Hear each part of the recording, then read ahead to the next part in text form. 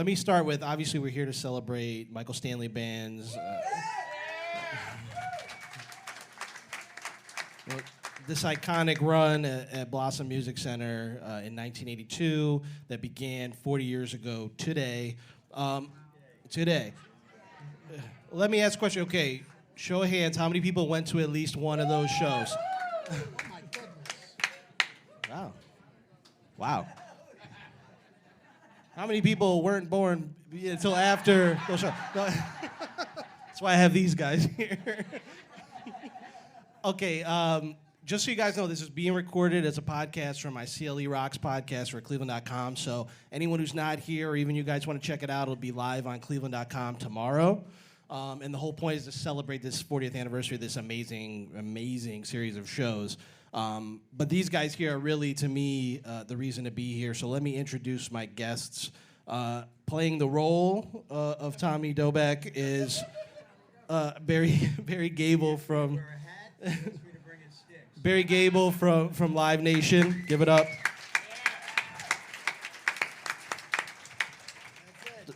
Tommy wanted to be here. You talked to Tommy. I know Barry talked to Tommy. He had something come up, but he wishes everybody the best, and he's really excited about the anniversary of this awesome event. Also, we have Chris Abood, who was the marketing director for Blossom Music Center at the time of all these epic Michael Stanley Band concerts. And last but not least, Gary-Markasky.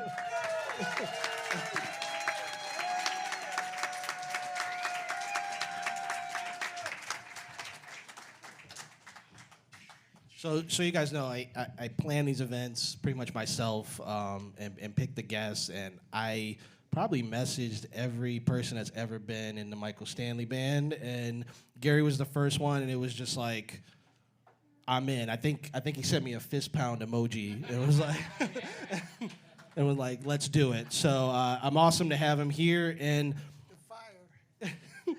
I'll let these guys get you guys mics up. You know, we're gonna start with some questions. We're gonna end the night. When we wrap this up, is going to be a Q&A portion. I imagine much of that is going to be you guys sharing your stories of these awesome concerts as well. But I want to start with Gary. So let's go back. I want to go back to 78 when you joined.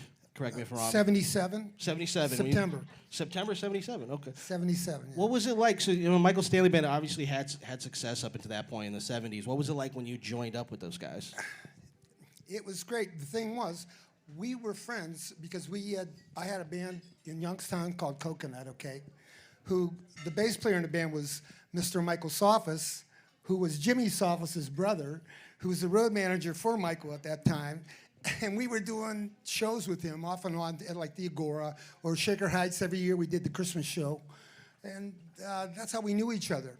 And then when Jonah decided to leave, Michael came down to the Tomorrow Club in Youngstown, Ohio, which was the Agora. Youngstown Agora, same thing. Well, Jack Kirkhoff, you remember, he took it over with the Connies. Yes. Yeah. Anyway, Michael came down with Bob and Tommy, and they said, Gary, if you want the gig, man, you got it. So I left my own band to go to be with Michael, yeah. Yeah, and then the rest is history. At the same, when I look back at it, and everyone knows this, when you look back at the timeline, Barry, you came to Live Nation, I think Belkin at the time. You came in '79. Correct, '79. And by September of '79. By the time you got there, yeah, make sure. Mike Belkin had become the manager Correct. for a few years of Michael Stanley Band. I'm curious, obviously you're working for Mike and working alongside him. What was it about him and Michael Stanley that made them click? Because this is a relationship that went, 40 years. Well, before I answer that, sure, or at least try to, I want to first say that I'm happy I'm here, but I think we all would rather have every one of the band members here, especially Michael. So I miss him dearly. I don't want to get too emotional about it, but I wish they were all here and we weren't here, quite honestly. But I'll do the best I can to remember, because it's been a lot of years and a lot of Budweiser. But so truth be told, my wife and Jimmy Sophis were sharing a house in South Euclid, and this was in 1979. We had met, my wife and I met in North Carolina in 1978, and we were dating apart from one another.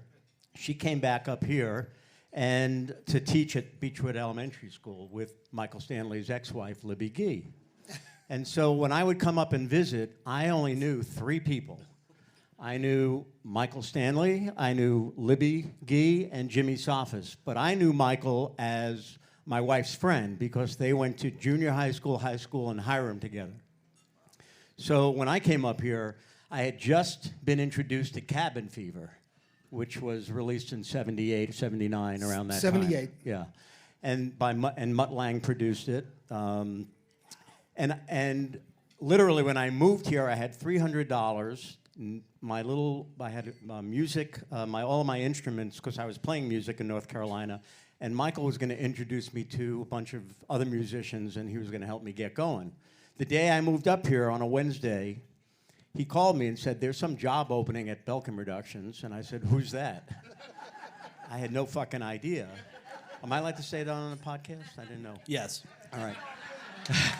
I had no idea, and literally I was in town for an hour. Jimmy Sophis and Michael Stanley put a call into Mike Belkin, and I ran this organization. I had a 10-minute conversation. He asked me, do I have a car? And do I know where the Beechwood Post Office is? Because all I did was pick up the mail and What kind of car did you have? I had a Toyota Corolla. And I started working there on a Monday, and it was literally 43 years later. It's the only full-time job I ever had, so I've been there for 43 years. But when I first started there, I didn't really work with Michael Stanley. I worked doing this other stuff, but he was my friend and somebody that I hung out with, as opposed to Michael Stanley, the rock star.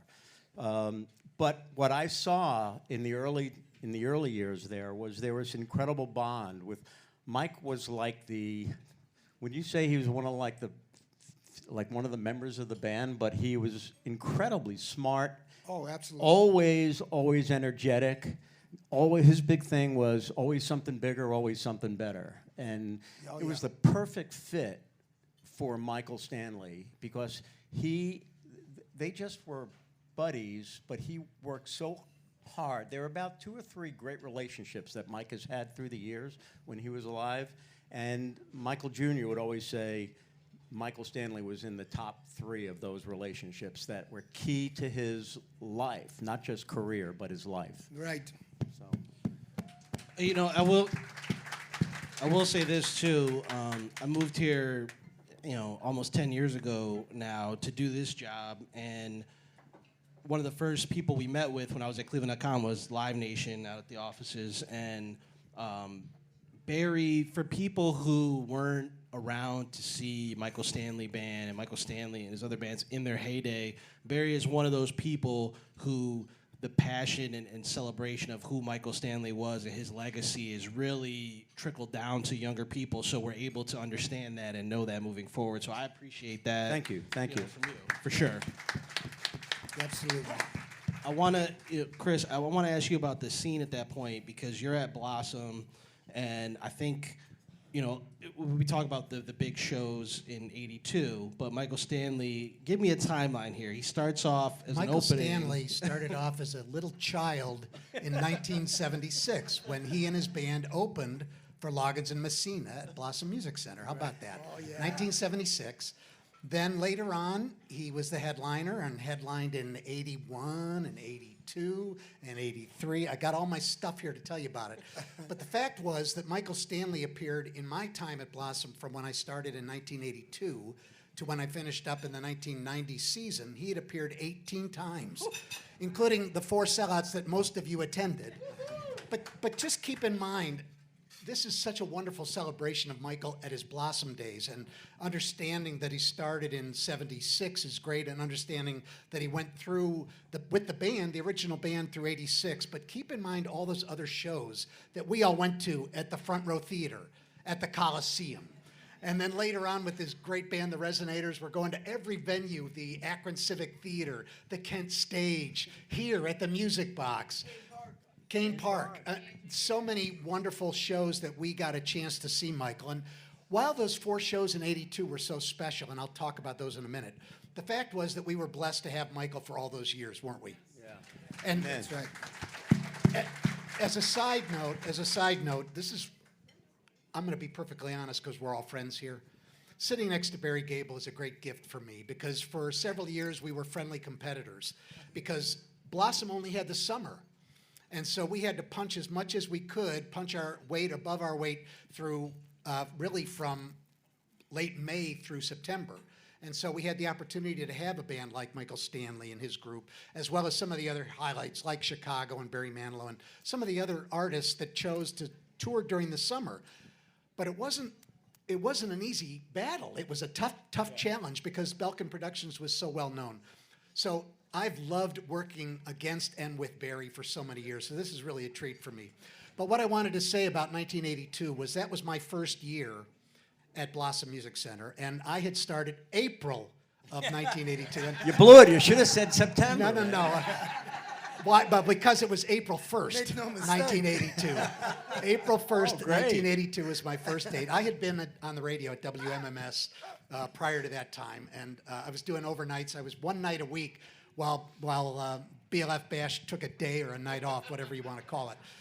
But from there, I went then to Blossom. I'd worked with WMMS and several other radio stations at that point, so the whole idea of my moving to Blossom was incredibly exciting for me.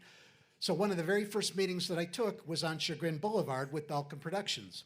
And I walk in with my mentor and one of my favorite people, Chris Fallman, who actually booked Blossom from 1973 on. So that tells you how long he was involved. We went into Mike Belkin's office. We sit down with Mike. You boys from Blossom, I want you to kick ass. I want you to spend every dollar you have, and I want you to sell these shows out. Well, remember, Michael had already done sold-out shows in '81, and so he's got a track record. But doggone it, this was 4 nights, and 4 nights of 18,000 plus. And Mike Belkin was not going to allow us not to succeed and sell out those 4 shows. And so he said, do what you need to do to sell them out. And Chris Fallman, God bless him, he's going, Mike, we're on a budget. How much money do you expect us to spend on the Michael Stanley Band? And Mike throws out this huge number that was probably for 4 or 5 or 6 different shows, let alone one band.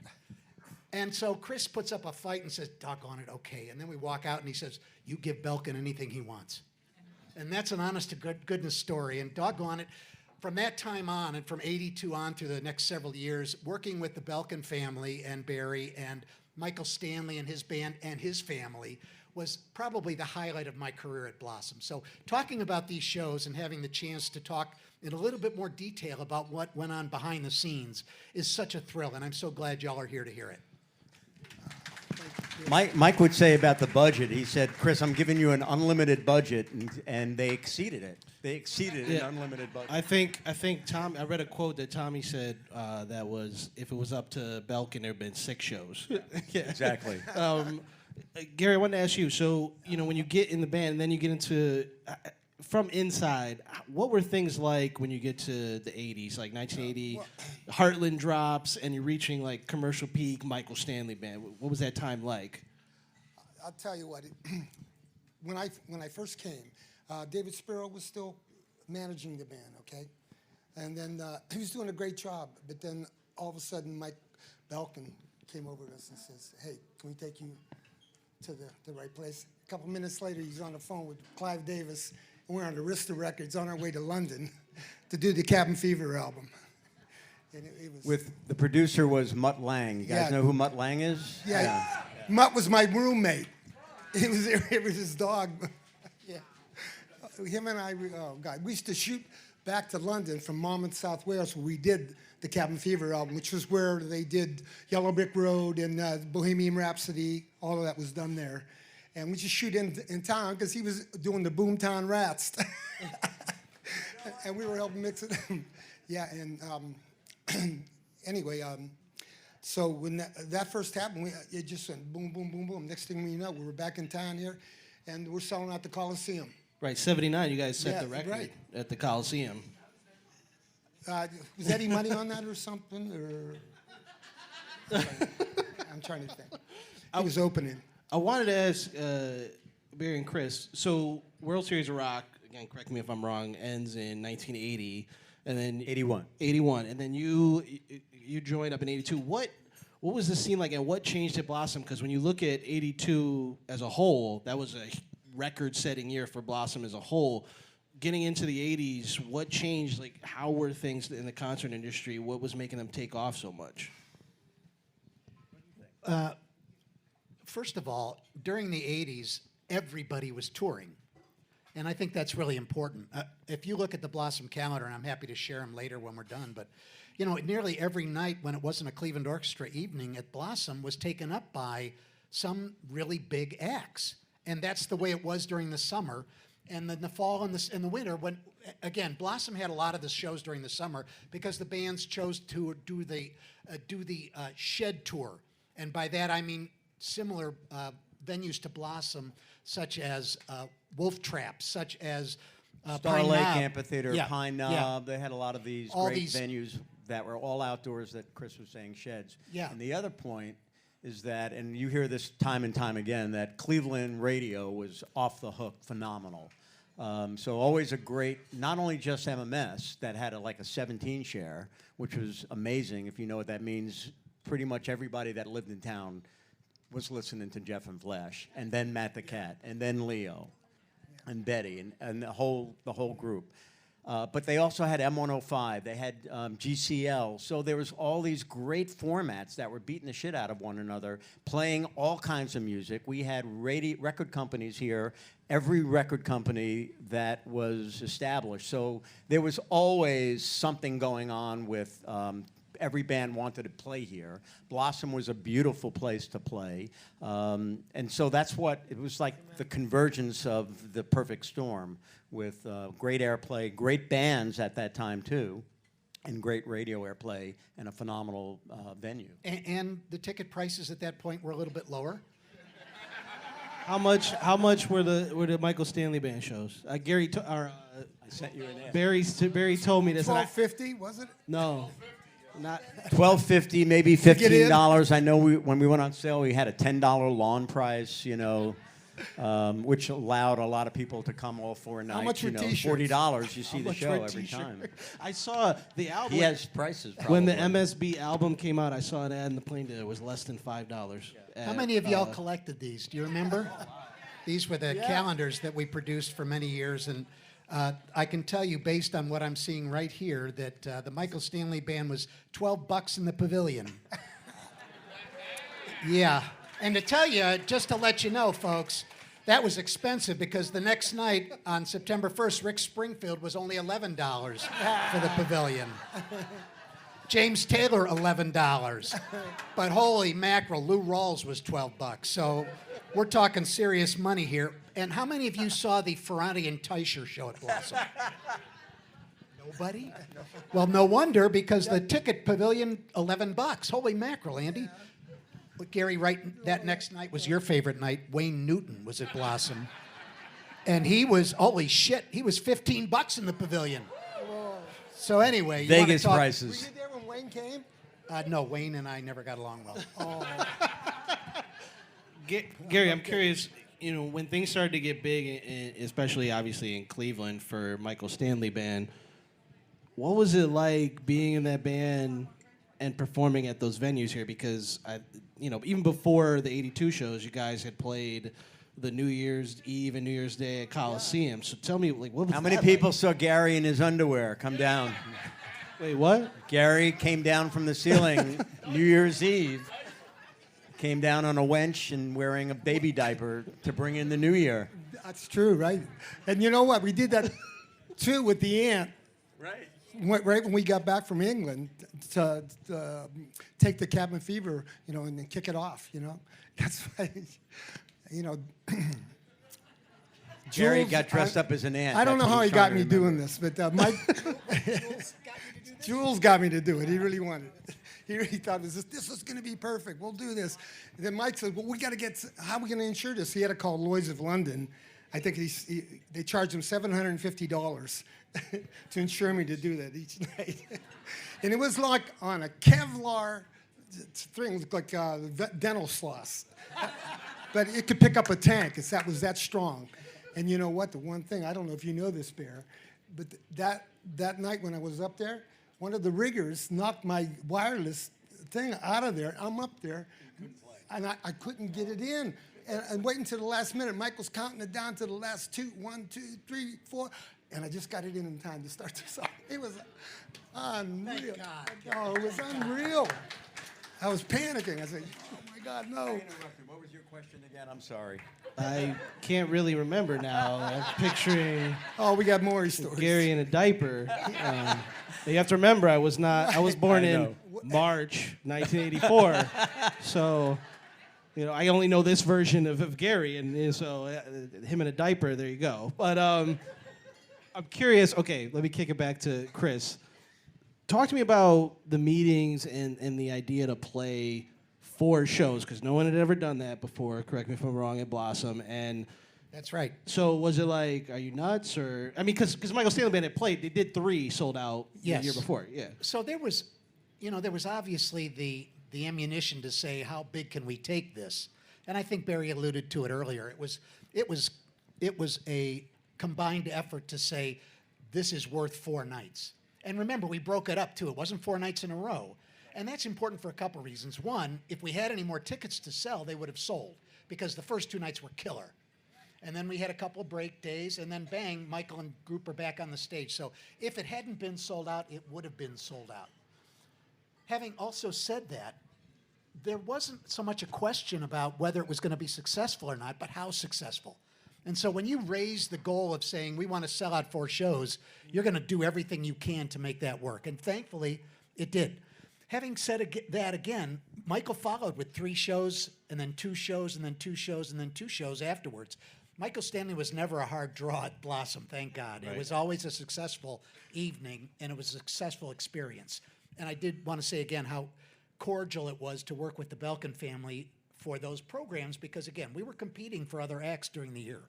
Yeah, people don't. I just want to say, like, the record. It was a record year for Blossom at times. I think 635,000. So those 4 shows were more than a tenth of that record. Yeah, that was year, a critical number to meet that goal. But I will say we ended up in '84 bringing 670,000 in. So thankfully, that was it.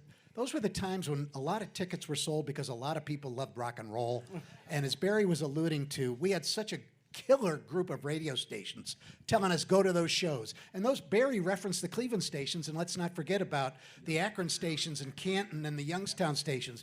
When I was advertising Blossom, it wasn't just the stations that we both know and love, all of us know and love. It was the stations in Youngstown, and it was the stations, as far east as, as far west as Toledo, because we had that kind of draw. We were the shed in the northern Ohio / Michigan, Indiana, etc., which is why we were fortunate enough to bring a whole bunch of people from outside Northeast Ohio to our gigs. That's a really great point, because where Blossom was located was centrally located to Columbus, not far from Toledo. Chris alluded to, of course, Akron, Canton, Youngstown, and those markets fed. There was nothing like other venues. There was no Polaris Amphitheater in Columbus, and there was a Star Lake in Pittsburgh, but there was nothing like that venue.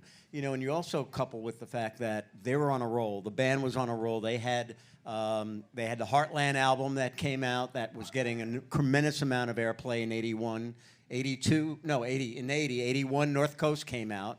And then literally a few days before the dates in August, on August 25th, I believe it was earlier in the week, the MSB album came out. And so they actually featured, that first night, and I remember Jane Scott's review, that first night they did 20, maybe even had the set list.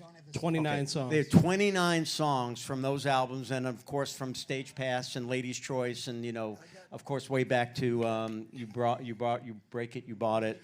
But the entire set list was amazing, and at that time, everybody was writing. Bob had his incredible songs that they had that he was working with Michael. Kevin Raleigh, of course, was just in his peak of writing.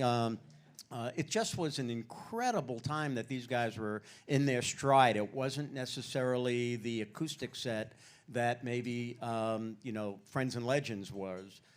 this really became a rock show, and the fact that they had been touring with Kiss, they were touring with Foreigner, the Doobie Brothers, they saw what other bands were doing around the country, and they, along with Mike, when you talk about no budget, they came with some lasers, new lights, some pyro, which the band never used frickin' pyro, and the one thing that first night was electric because it was Mike's idea to film them coming out of the dressing room. And if you were there, you can see it on a lot of the stuff. Gary was being his wild guy self, and they were all walking through the backstage, I'm not saying it was like Spinal Tap because they knew where they were going. But it was really electric. And, had we not had those other seats sold, those first two shows would have just taken it over the top. If you could imagine the enjoyment that we would get watching this band on stage. Now, you all had the chance to watch them from the outside. Some of us had the chance to watch them from the stage. And if you could see the sweat coming off their bodies, and this guy running around, how many people saw this guy run around? You realize if he had a Fitbit on, it would have been 8 miles those nights, because of the energy that he expended. But it wasn't just you, it was the whole band. Got so engaged and excited. I'm going to share a note from Michael Gismondi in just a little bit that he wrote for tonight. But Gary, the thrill of being out there. I told Michael when we got out there, I said, man, listen, here it is. These are our fans. We got to give it all, man. Let's just go. Let's get them. Did you, Gary? I think the band, and you point this out, I think they had grown to like a 7-piece at that point from what they were. Was there, when Michael comes to you and is like, we're doing 4 shows at Blossom, what was your reaction? Was it pressure? Was it excitement? That's unbelievable. I couldn't believe it. We couldn't believe it. I don't know exactly what happened there. Did the first 2 shows sold out, and then they had to add on because we're so much prepay? They were all announced at the same time. Mike he wasn't gonna, because they came and they did 3 shows the year before. People knew that there was got to be something, like I said, bigger and better. And Mike said, no, we're not gonna sort of leak this thing and milk it. It's all or nothing. And the prices were right too at that time. Yeah. How do you? So you mentioned this, Chris and Barry. How do you promote a 4-night show? I mean, obviously you have the unlimited budget, but when you have to when you sit down and come up for a plan, like what's that plan entail? Well, again, the band had that album MSB on the shelf, and they knew August 23rd. August 23rd. The shows but they had released a couple of one of the singles, and it may have been Kevin's song. It could have been either. No, it was probably Kevin's "When I'm Holding You Tight." Was released, right. And then the second single off that was I think it was "Take the Time." But "He Can't Love You" was the big hit. Right. The MTV videos helped a lot of that. Yeah, too. and they also had a lot of videos that were being played at that time too. I can't remember when they were on Dick Clark and Merv Griffin, but it was all around that same time. Susan that was Anton. all teed up, and EMI actually did a great job on teeing up a lot of the support. They also were very heavily involved in starting the sale of the show. But it was, like Chris said, we were all over Northeast Ohio with advertising and into Columbus as well.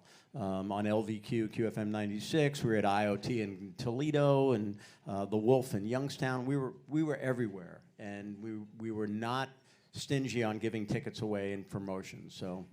And if you all remember, you are here because you're Michael Stanley fans. Think about the music that was in the can at that point. When you talk about MSB, in between the lines, I mean, I'd go just to see that song. And if you saw that song performed live, that was it. Anything else was an encore. But North Coast had come out within the Heartland, and that was, as we all know, that was kind of a Gary-Markasky, right? Yeah. So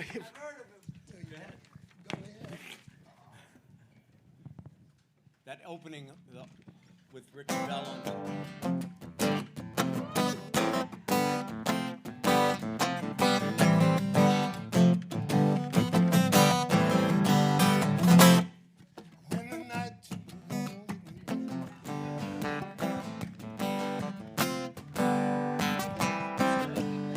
I bet you these folks could sing the words for you. What's the word? Come on. That's for our next. That's for another night. How's that? We'll do the lyrics of the Michael Stanley Band another night.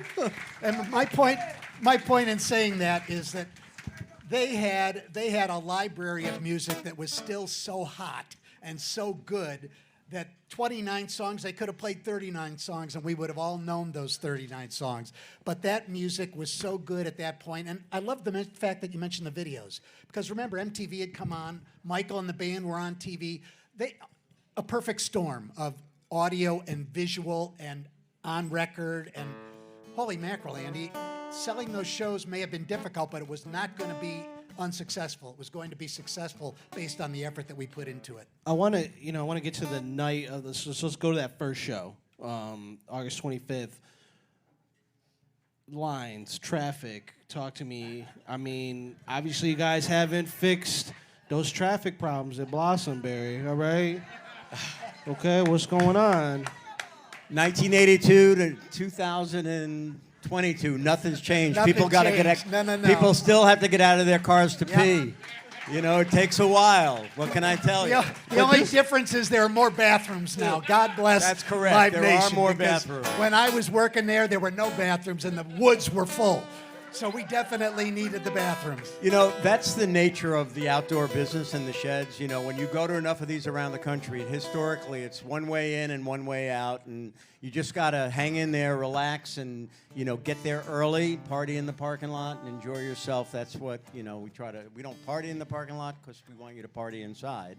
But, you know, nothing's changed, you know. But even that was extreme traffic. I mean, we were at Pitbull last night, and I got stuck in traffic a little bit. But this was next level going back. Gary, pick up your mic for a second. I want to ask you. We're taking requests now.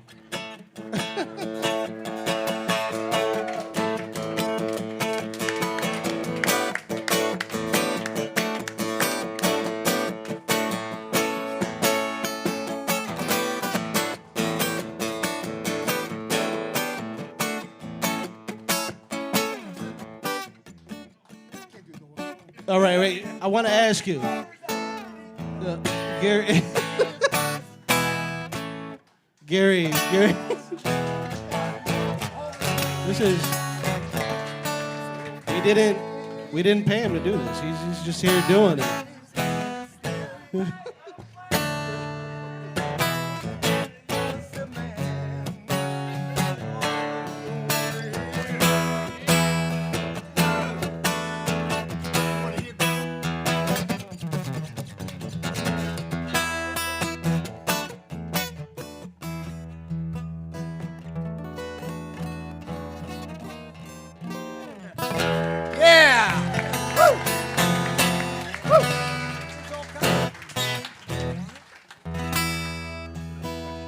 The next question. What's the There's next no more question? questions. Pick up your mic.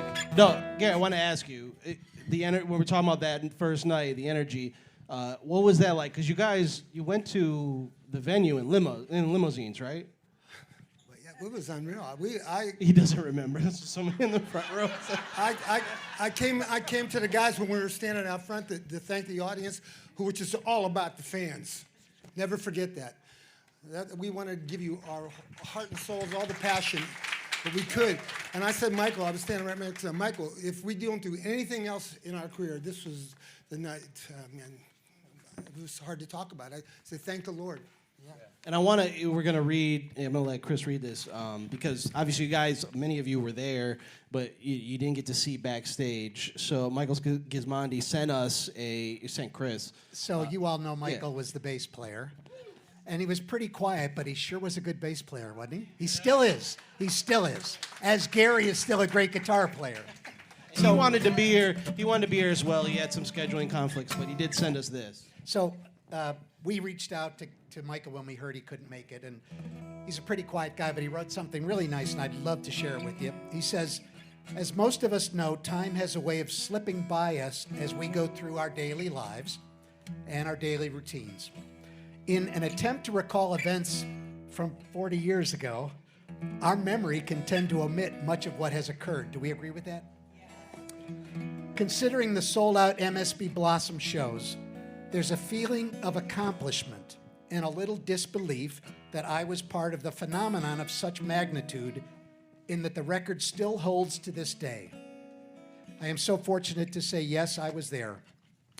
A specific memory from those nights was, with my sister's help, my parents were able to attend one of the shows. Of course, they stuck around to come downstairs after the show. As I approached Michael Stanley to introduce him to my parents, he politely ended his conversation with who he was talking to and immediately came and introduced himself to my parents, and complimentary to me, and I'll never forget how gracious he was. Such was the thoughtfulness and the kindness of Michael Stanley that I will always remember with much gratitude. As far as playing in front of that huge crowd, it was surreal, as you might expect, and somewhat distracting if you try to comprehend what you're experiencing in the moment, and very exhilarating as you and the audience and bandmates exchange energy. Wasn't that the truth? Yeah. Gary-Markasky. So that backstage area Sorry. was hilarious. I'm sorry, I'm talking Michael Gismondi. Michael Gismondi, excuse me. Chris will attest to this. So one of the things that was always crazy was the amount of people after the show backstage. It just, right, Gary? It went on and on. It was, sometimes, when I'm backstage for shows nowadays, there might be 30, 40 people, and that's it. Easily 300 people backstage. With no question. Everybody was a friend of somebody in the band, but the one I remember the most was Michael's mom, Marty Gee. Marty used to wear a button that said, "I know Michael Stanley personally." She was phenomenal. Well, I'm gonna touch on that to say my favorite guy behind was Mr. Gee, Michael's dad, who was always so polite, just such a gentleman, and I'm a freaking fan, okay? So I'm blushing over there. I love your son. He's the greatest. And Michael Gee, a senior, says, yeah, I guess he's pretty good.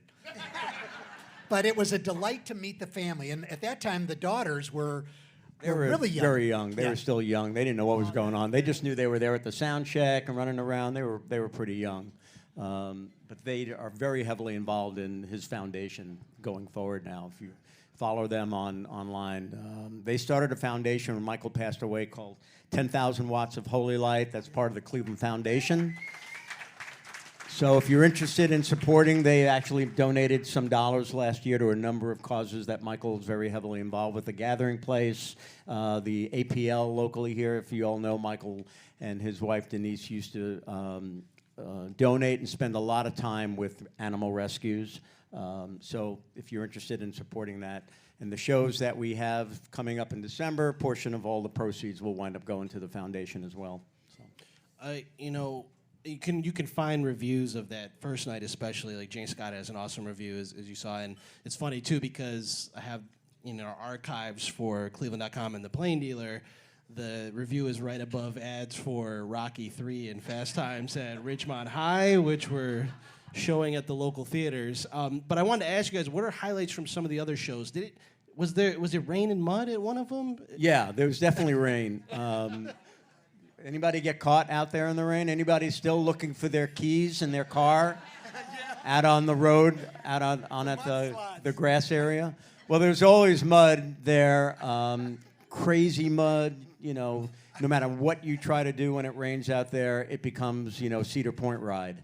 And that's what would happen one of the nights. But it also was very humid, if I remember correctly. And there was, there were times where Michael would run across the stage, and he fell on his ass once or twice. Another thing with Mike that was part of the mystique that people may or may not know, when you go to shows now, there are security people in front of every 10 feet of the stage. And Mike insisted. He said, "I don't want any security people on the front of the stage. If somebody comes up, we'll deal with it." He wanted girls to come up. He wanted people to maul Michael, and it was part of the part of the shtick. But the thing was, of course, you never knew when it was going to happen, and it happened. I don't know anybody here. Jump on stage. Jump on stage. Nobody's There we go. Oh. And you were treated kindly and right. Yep. So that, when it did rain, it was crazy. I know that I had an issue with when I was out there with rain, my car, but whatever. So Story for another day. normally we wait a little bit, but I want to get the mic wranglers up because I feel like we're gonna have a lot of questions and stories. So if you have a question or a memory you want to share, even just raise your hand and we'll come along to you. So does anybody have any? Before I ask this, does anybody have any swag or merch from those '82 shows at all? So I have like 10 boxes of merch at home from so many things. It's amazing. And I want to give a shout out to one of their merchandiser who was a really good friend of Michael for many years, who passed away years ago, Paul Steels. He used to own a place called Juicy Lucy, and he was Michael's merchandise guy for many, many years. And they would have some of the best stuff. And I, periodically, my wife can't wait for me to get rid of half the stuff I have. So I actually have a sweatshirt from that tour.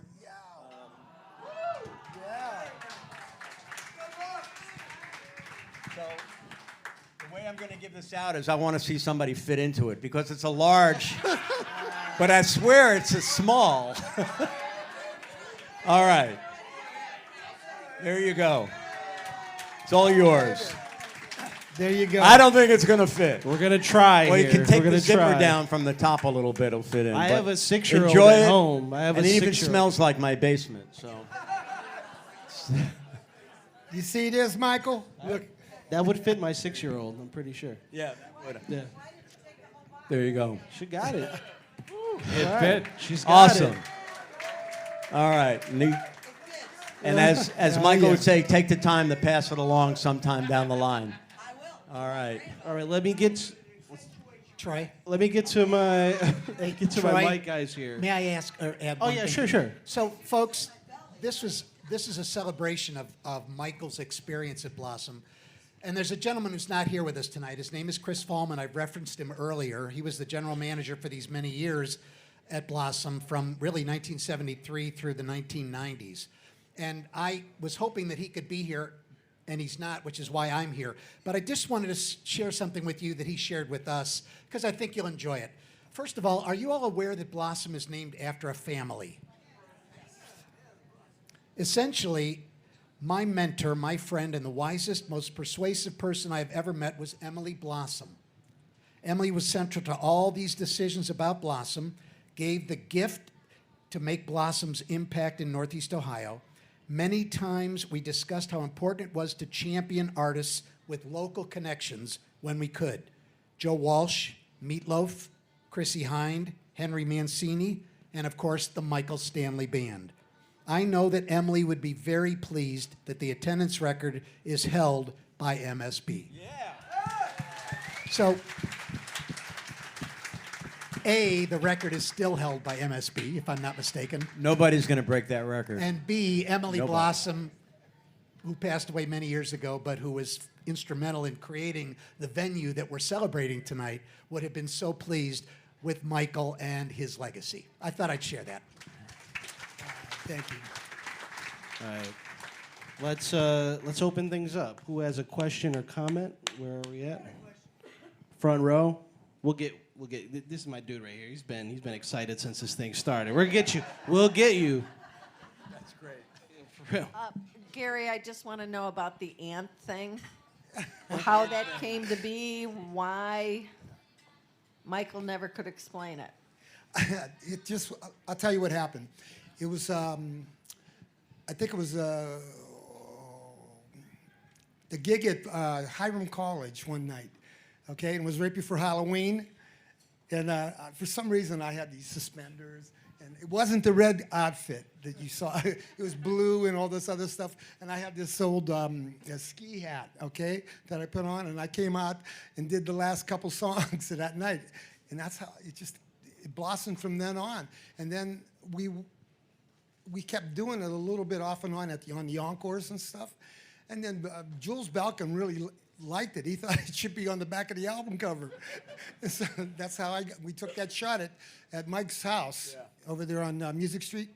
Yeah, and the record company loved it. They put it on the back of the album cover. And 16 magazine had it, everything. It was going in all these magazines. We couldn't believe it. And Michael said, I don't know how it happened. It did. And so we used it to promote the Cabin Fever album. Was there really a 16 magazine? It was before Ant-Man and Marvel Comics, so had you known, you could have really cashed in on that. But you were late. All right, front row here. State your name. You got to tell me your name. I want to remember. Resonators. Oh, he's not even ready. All right. Well, for starters, this is a question for Gary-Markasky. I'm a guitar player. I'm a cancer survivor. And when I was in the hospital, just after removing a tumor, when I was 16 years old, I got a phone call. And Michael called me in the hospital. My father was like, you got to take this call, dude. It's Michael Stanley. It's Michael Stanley. So we talked for like a half an hour. We did Baby You Wanna Dance, Midwest Midnight. We did all those great songs. So my question is to you, Gary, why did you leave the band and why did Jonah Coslin come in? And what happened with Breathless and all that? Can you talk a little bit about that? There was a problem. Well, what happened? Jonah left initially first, okay? And then I came in. That's my phone, excuse me. That's the PR person. It's Michael. He said, Garrett, make this right. Awesome. Yes, that's the publicist. Like, don't answer this So anyway, question. right at that time after we got done, we were just starting on You Can't Fight Fashion and all that. We were doing My Town. It was just starting and everything. And right then I had a big personal endeavor with my wife, okay, my father who had just passed away, and then my brother who was in a coma for a couple of years, and I was just like, all at once, yeah. And so we just moved on. Danny Pyers came in, okay, which is a great player, man. I love him, man. Him and I get along great, and he took over from them and carried the torch. Pardon? Yeah. We've done shows together off and on. Yeah, all three. And how many times have you seen Gary with Danny Powers? Isn't that really special when that happens? It's just so great to see those guys together on stage. And we've got a few more coming up down the road. Yeah. We got a question back here. This is probably for Barry. You've done numerous shows for the last how many years now? 40? Yeah. I left my walker at home tonight. I'm braving it. 43. Yeah, 43 years of doing these things. Sitting here tonight, would you have ever thought that if you were sitting there 40 years ago for these 4 nights that came up, that you would say that 40 years from now we'd still be talking about it? Would you have ever thought that? Well, the short answer is no, but I know the legacy of 13 years of that band. And, you know, if you also know what Michael reinvented himself for 30 years on the radio, plus he was on television, he's one of the most likable guys. This gentleman said he called him. I know countless stories of things where people would call me and say, can you do this or can he do this? Michael was a real person, and the fact that he lived in Cleveland all his life. He stayed in Cleveland. It was never a flyover city to him. It was always his town.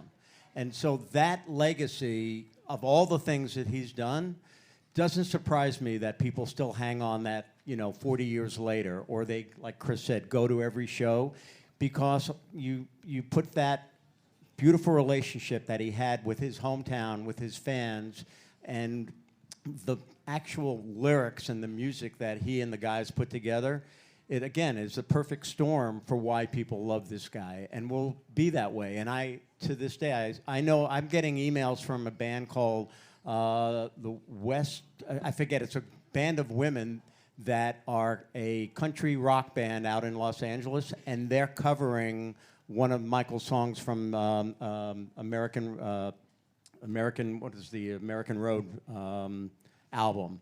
And so we get this all the time, where younger musicians are going to wind up hearing his music, covering his music, and it happens all the time. We're getting calls all the time from publishing companies. So that's the long answer. The short answer was, who the fuck knew that was going to happen? The long answer is look at his life and why it's this way. So.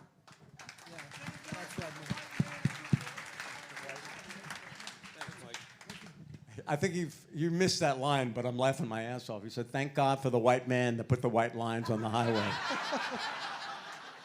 My editor, Mike I know. Norman, just sent You me. know I that know. story. I figured I wanted to make sure you heard that. That was I did. That was worth coming tonight. Troy, we got one over here. Get him out. No, we have another question in the back. Hi guys. Oh, I'm sorry. He's I'm got a a good little strong close voice there. in the Hey, post. we did attend. My wife and I, who was my girlfriend at the time, we attended one of the concerts, and it was a rain-soaked concert. It was hell getting out of Blossom at that time. But what really kind of sits in my mind was, do you recall in 1979 a 5-night run at the Palace Theater? Yes. That was Because that was phenomenal one nights. of the. That was I was a freshman in college, and we went for my birthday on the 25th of November, and that actually sits out in my mind as one of the best Michael Stanley concerts. How about that? Omar, he was on Michael came out in through the floor, up through the ceiling. Omar did this magic trick and brought Michael up on the stage. It was great. Yeah, I remember Michael running down the floor with a rose hanging out of his mouth, and he was living it up. It was a tremendous show. 5 days But in I a was row. surprised that you didn't mention that because that was a 5-night stand. Yeah, it was. At the Palace Theater. Yeah, we That all was had an capes unbelievable. on and it was part of the tuxes. renovation at that time because it was still coming out from underneath a lot of the old rundownness of it. And At the one of the Palace things that Mike did, again, in typical Mike Belkin fashion, was one of the nights we did a promotion with American Commodore Tuxedo. I don't know if anybody remembers that place. And Yes. they wanted everybody to come in tuxedos and formal gowns, and the band true. did the same thing one of the nights. It wasn't all of the nights, but that was the way Mike used to do it. This night will be the formal night, and this night will be whatever. And I remember coming in with the invoice for the tuxedo that I rented, and he was not happy about it. I remember that. But those were amazing shows at the Yes, they Palace were. Theater. Thank Thanks you. for bringing those up. Yep. Yeah. Anybody else? Oh, do we have someone? Okay. Over here. Go ahead. Got you. I have a question for Barry. It's not specifically about Blossom, but it's more about Michael as a person and your relationship with him over the years. I had heard the interviews on NCX the day after he passed away. They did all that nice programming, and you had mentioned him being a prolific letter writer, and that you had a lot of letters, you being in each other's wedding and all that. And I wasn't at his. Maybe I wasn't at the first, second, but I was invited to the third. But it was in Vegas, and I couldn't get it there. But Ged, I'm sorry. But I just wondered if you could speak a little bit about that, because I mean, it was so touching to see that he had prepared that letter for the fans, Well, and hearing, that so many people had gotten years and years of these beautiful letters and correspondence from him, and I mean that those kind of things seem to be reflected in his songwriting. He's a very thoughtful guy. I'm not telling, it's who he is, who he was. And he was a letter writer. Before he passed away, he knew what was going on, and he wrote the letter to his fans at NCX, and he wanted that posted upon his passing. And he wrote letters to every band member. He wrote a lot of letters to different people that were close to him that still have those letters. But that just is an extension of his writing. He's a very thoughtful guy. I know everybody here's a fan, and that's why they're here. While the MSB days were incredibly hot and the music was incredible, you listen to the Solo Years albums, and those records are incredible writing. Take the time to listen to the music and the lyrics as well, and you'll see that. You all know that because you're here. He wrote letters to us all the time. All the time. Birthdays, Christmas, everything. All those. And I used to love to read them. I got a bunch of them at home. I'm going to have to post them out here. We should put them up at the Hall of Fame. Yeah, I Really. just also They're want great. to And he's so dear. say say Right from the that, heart. Another New Year's Eve, the acoustic. Right. I noticed you were on the credits for the Cleveland Youth Orchestra. Well, that was one of the things, and it was very difficult because we knew that he was in bad health, and I actually had asked him before that if he would be interested in doing another New Year's Eve with the Contemporary Youth Orchestra. And if you're not familiar with the Contemporary Youth Orchestra, they feed to 65 school systems in Northeast Ohio. They're all high school kids. And it really is a wonderful orchestra that they do contemporary music, not just classical music, but contemporary music. And we were in the middle of the pandemic. And normally they have a way of doing a show every year called Rock the Orchestra, which is one of their biggest fundraisers. Well, nobody was going anywhere, and they still had to pay the bills. So I had asked Michael, would you be interested in doing a Zoom show, a Zoom song with these kids, and they'll work on the arrangements with Bob Palander and the orchestra's musical director. And if you haven't seen it, it was an incredible piece. And not only is it still being shown around the city, they were able to raise around $8,000 from donations and local sponsorships to get that done, which was really Michael saying thank you to these kids. Again, it's part of that legacy thing of him. He never knows how to say no, that guy. He never did. He always was available to do that. And it was heart-wrenching because I knew what he was going through. And the frickin' song being Another New Year's Eve, it was like incredibly powerful. And that song was written, for his ex-wife, his wife who passed away previously, Denise, because he knew she was sick. So tough. It was tough all the way around. But Michael, he did it. He did it. It was very nice of him.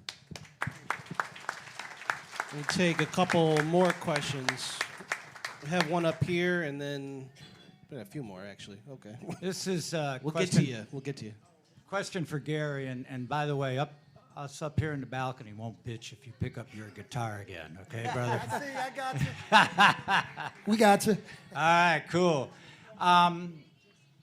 Michael had, the Michael Stanley Band and the Resonators, and I happened to be at Kane Park Saturday night, and Jim Brickman played. And Mark Lee Shannon was the opening act. Mark Lee Shannon was the opening act, and he and Jim Brickman did a great rendition of My Town at the end. It was beautiful. They had a 6-string electric violin player there, Silverman. It was wonderful. But it made me think, post now, what's the relationship between the two band members? Do you guys interact at all? And Mark's a great player. I just haven't worked with him much at all. Just a couple of shows that we did. But not only Mark, but other members of the Resonators and Michael Stanley. I know some guys overlap, but do you guys talk any? Or Rodney's been in there since way back when, He pushed his way onto the stage. Well, sort of. Yeah, he was just good. He's a good singer, everything. Percussionist, great. And then the other guys, I really don't know that much. We did a couple shows together, but that was about it. So I don't really know. Jonah and I did a lot of shows together through the years, and Danny Powers. So I love both of those guys, man. We're here to carry on with the legacy, to celebrate Michael's life and all his writings. That's what this is about. Yeah. All of us. I'm talking about Resonators, MSP, everybody that was in all through the years.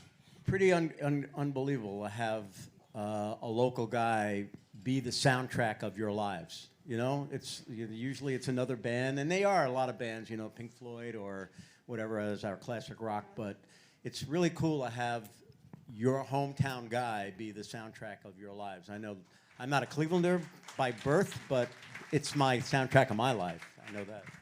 Question right here. Thank you. You have a mic in your hand. I got to go with you. Yeah. I'm curious, Chris, when was the first concert of Blossom? What year was that?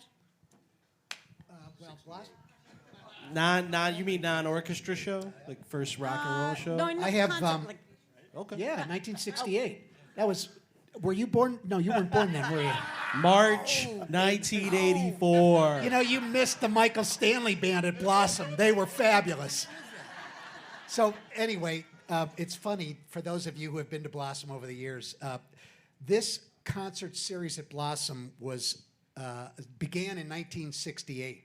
I mentioned that Chris Fallman booked in 1973 and going forward, but here's the 1969 lineup for those of us who were over 40. Vanilla Fudge, Al Hirt, Peter, Paul, and Mary. Headlining on August 1st, Gary Puckett and the Union Gap, ladies and gentlemen. How about that, baby? August 26th, so that would be, God, that's, however many years ago from now. Blood, Sweat, and Tears. Janis Joplin played Blossom on August 29th. Bill Cosby also played. Now, many of you, I wanted to Let's not talk about that Cosby show. Were do you know who Janis Joplin is, Troy? She works. She works over at the Giant Eagle in Lakewood. All right, I'm looking here. I know. I'm trying to remember who attended the Pink Floyd show at Blossom. Anybody? Do you remember what year that was? 79? No. 73, okay. Just last but not least, I've just hit on some of these because this is really cool, okay? You guys, these are old actors and actresses and musicians, but B.J. Thomas played with Sha Na Na's the opener in 1971. Don't you dare miss Johnny Mathis on, how about this? Al Hirt played with Short Legs and the Saints. I don't know who the Short Legs were, but I don't think they're around anymore. And then just a couple more dates in 71 to just show that music was so frickin' cool then. Judy Collins, Glenn Campbell, Chicago, the Carpenters with Mac Davis, the Bee Gees, and the Fifth Dimension. How about that? So we, here in Northeast Ohio, Gary Markasky played here in 1972. September. So how blessed are we here to enjoy a venue like Blossom and the music of the Michael Stanley Band? And I'll tell you, 1 and 1 equals 15 when you're talking about Blossom and the Michael Stanley Band. All right, I'm going to take 2 more questions, even though there's way more than 2 hands up. The first show is 1968, and it was Judy Collins. I don't really have a question per se. This is, I was at all 4 of those shows. I don't know if anybody else was here. How many went to all 4 of them? That's good. We're the elite few. Barry, that's $40, bro. I know. Ka-ching! But Gary, this is how popular your ant costume was in 1979. My boyfriend dressed up as that for Halloween. I was in freshman year at Akron U, had the album. He worked for Supiller Trailer Sales, and you left it in the motorhome, so I have that copy. Oh my God!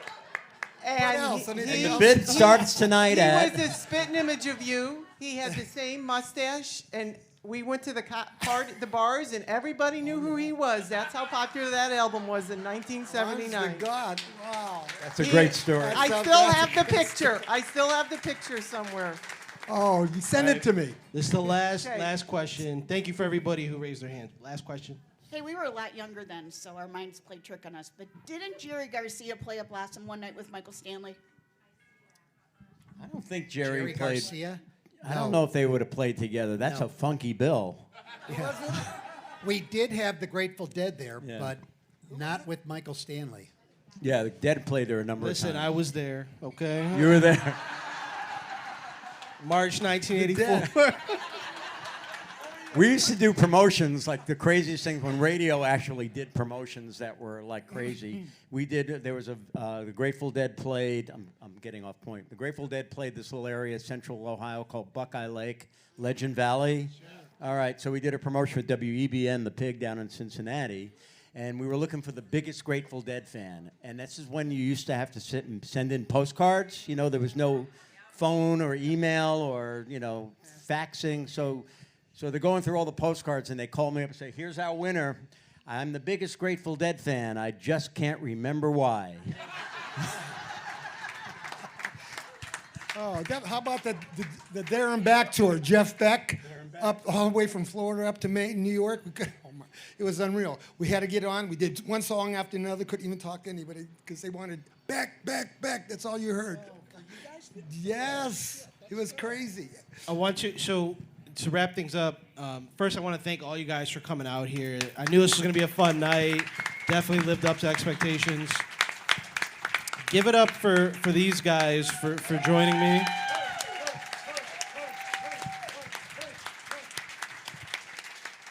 I'm gonna look at Mike Miller because I'm trying to remember the date. Our next event that we have scheduled anyway for October is the anniversary of Meatloaf's "Bad Out of Hell." Is it October 21st? It's priced. It's not a free. All of our events have been free. This goes to charity. So look that up on the Music Box site. And he's already ahead of me, but I was gonna ask Gary to play us out here since he had his guitar with him. Take it home. Thank you guys so much.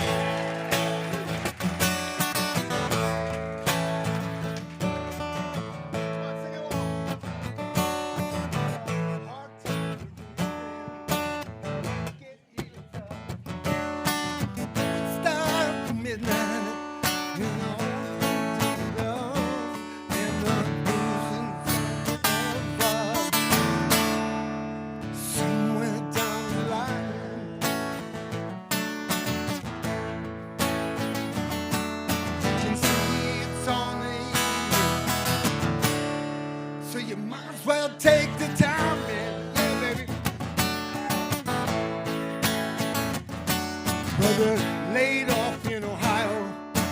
It's getting rough. Stop